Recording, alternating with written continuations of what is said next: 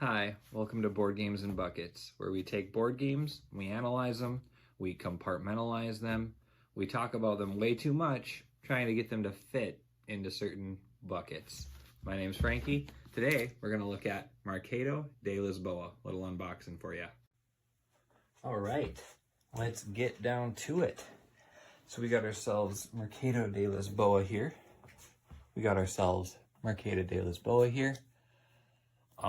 Box is a little bit bigger than I was expecting it'd be. From Eagle-Gryphon Games, designed by Vital Lacerda, with some help from Julian Pombo, not sure. It does have a cool little number on it, which is neat. Look how special I am. Got some stuff on the back, which is, I think, a promo card for Lisboa. Don't have Lisboa, haven't played Lisboa, but I'm interested in trying it out. All right. Hopefully that glare is fixed when I take this shrink off. I haven't played a Vital Lacerda game before, mostly because, well, I'm a little intimidated, as most probably are, but they're expensive too. Eagle-Gryphon Games makes awesome products, but they're a little too rich for my blood when I haven't tried the game before. So if I tried it and I'd like it, I'd probably spend the money. But this one was a little bit less expensive. I think it was like 40, 50 bucks. 40, I think, was closer to what the Kickstarter price was. And I played it on Tabletop Simulator. I liked it quite a bit. And I guess I should say I have played one Vital Lacerda game. It was the game he designed with his daughter, Dragon Keepers, which was kind of like a pandemic-y version of How to Train Your Dragon theme. It was cool. The artwork was awesome. It was from the Miko, guy who does all the Of the West Kingdom and Of the North Sea games and lots of other stuff now. But anyway, that game was cool, but I know that's not really Vital's deal. This is more of Vital's speed, and yeah. All right, let's crack it open. I like this little divot when they do that in the boxes. It's cool. Makes it easier to lift the box up. Okay, what do we got in here? Buy some of their stuff. Yep, pamphlets.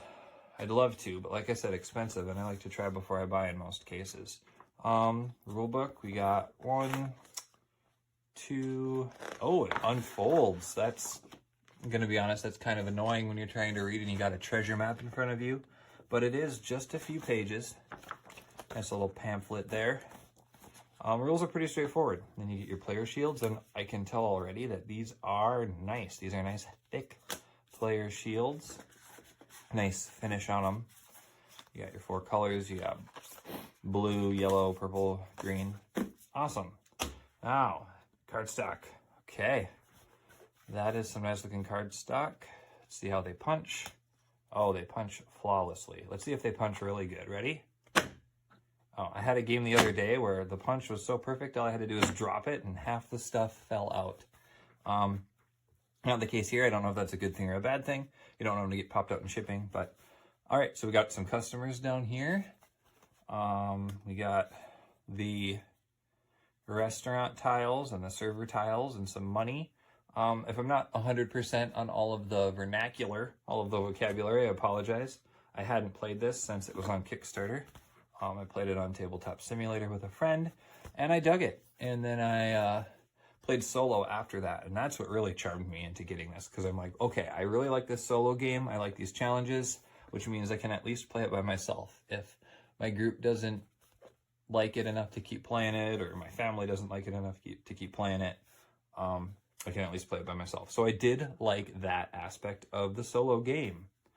All right, big old board. Ooh, look at that insert. We'll get to that insert in a second. The board, let's see here. There we go. What? Look at that. Nice chunky board for a 2-player game. It's gonna take up a lot of space. You're not gonna bring this one on an airplane. It's not even in my shot really, but you can see it's pretty big, and I like what they did on the other side.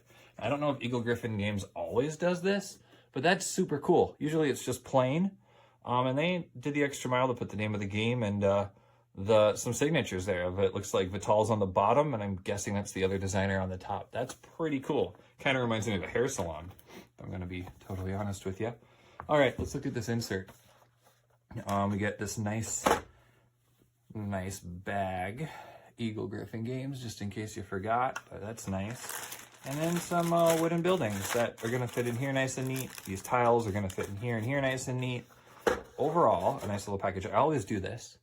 Every once in a while, there's something hidden under there, but not today. Yeah, there's the unboxing. We got some nice wooden pieces, little wooden houses. They seem good quality. I suppose if anybody out there in internet land is watching this, they might want to see what one of these looks like up close. But yeah, it's just your typical wooden piece there. They're pretty cool.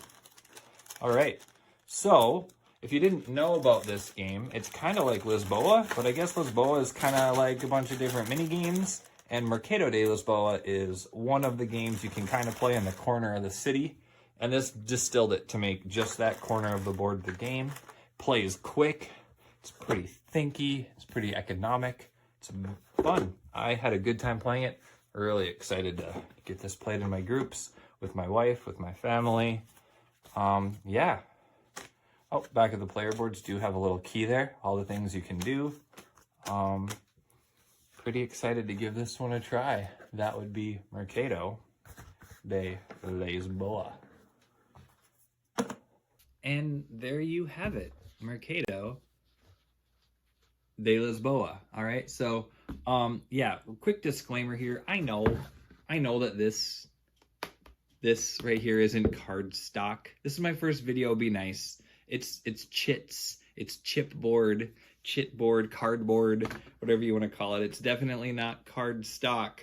I know that. I'm nervous. Give me a break. Anyway, that was my unboxing of Mercado de Lisboa. I'm going to call the channel Board Game Buckets. I should probably put this game into a couple of buckets, right? Well, it is a 1 to 4 player game. But what you're more interested in is that a lot of people were dubbing it a thinky filler, all right? Thinky filler, you know, it plays pretty quick, 30 to 45 minutes. I bet, especially at like 1 or 2 players, you could knock this thing out in a half an hour easy.